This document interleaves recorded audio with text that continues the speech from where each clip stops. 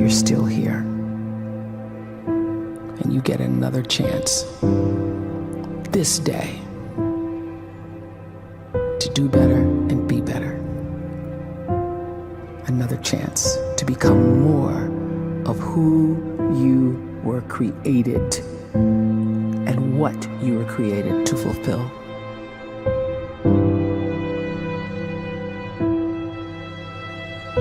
Everyone in the world is capable of living outside the role or beyond the roles that they place themselves in, no matter what it is. You're not just a dad, you're not just a banker, you're not just a brother or a son or a convict. It doesn't matter. Like, everyone is bigger, much bigger, infinitely bigger than the roles they place themselves in, and is capable of reaching potential greater than anything they could imagine.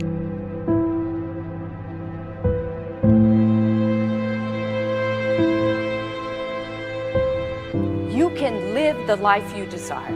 It's right there in front of you. But in order to achieve it, you must first see it, then believe it, and then you must graciously ask and train your brain to help you execute your vision.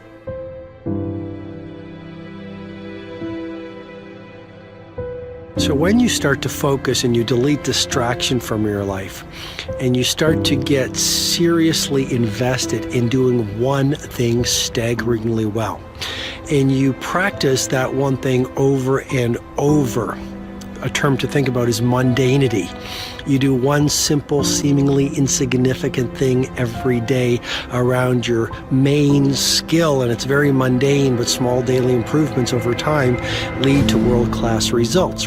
Well, here's what happens in your brain. You start to isolate a single neurocircuit around that skill, and that starts to trigger a certain type of brain cell called an oligodendrocyte, which then releases myelin. Myelin is a fatty tissue that starts to wrap around that single neurocircuit related to that main skill you've been practicing. And when myelin starts to wrap around the brain circuit, what happens is you have accelerated learning times, you can see more quickly, heightened perception, and you'll learn more quickly. And that is really the quote-unquote secret of the great producers. It's not a result of some natural gift, but their daily practice, their relentlessness and their grit, their work ethic, and their singular focus and sacrifice.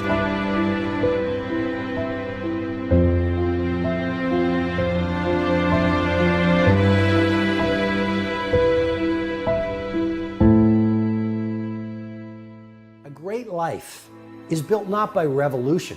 A great life is built by evolution. Small and steady wins the race.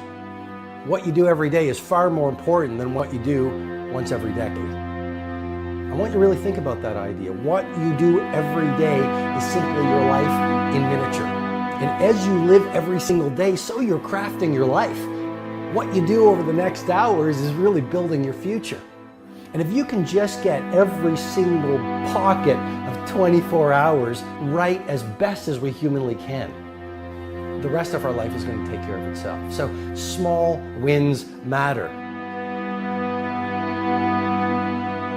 The scripture says we will eat the fruit of our words. You are planting seeds when you talk. At some point, you're going to eat that fruit. My challenge is make sure you're planting the right kind of seeds. If you want apples, you have to sow apple seeds.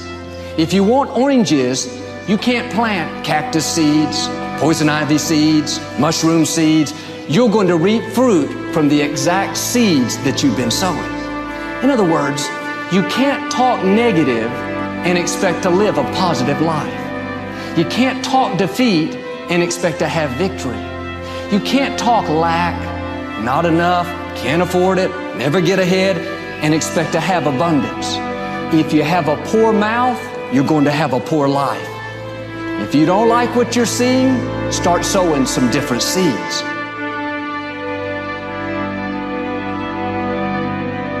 We may not realize it, but we're always feeding ourselves. What we watch, listen to, the people we're around, the thoughts we're dwelling on, that's feeding our inner man. If you go to lunch with people that talk bad about the boss, make fun of a coworker, put down a friend. They're feeding you gossip, feeding you jealousy, feeding you disrespect. Here's the key. Whatever you feed is going to grow. You may not like what they're feeding you. You're a nice person, but if you continue to hang around them, before long, you'll be gossiping, you'll be critical, you'll be disrespectful. Why? Because you kept feeding the wrong things. If you're always feeding negative thoughts, thinking, I'll never get well, I'll never meet the right person, you're feeding doubt, feeding mediocrity, feeding fear. If you know exactly what you want to be, you need to spend as much time with people that are actually that already.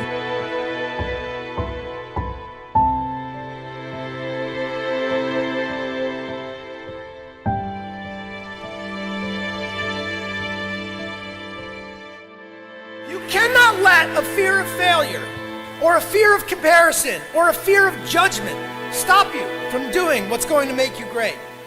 You cannot succeed without this risk of failure. You cannot have a voice without the risk of criticism. And you cannot love without the risk of loss. You must go out and you must take these risks.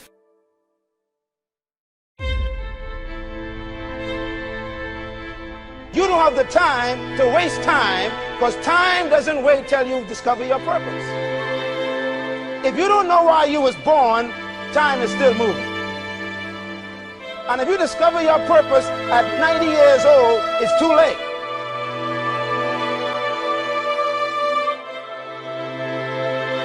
You don't know how young you are. What if you die in 2 years? You're pretty old right now. You got 2 years left. And if you're 50 years old and you're feeling discouraged, well, remember the advice about planting a tree. When's the best time to plant a tree? 20 years ago or today? So if you're 50 and you feel like life left you behind, well, get started right now. Better late than never. Better late than never. Don't think about time and age so much. It gets people distracted. When the whole world's distracted, you be focused.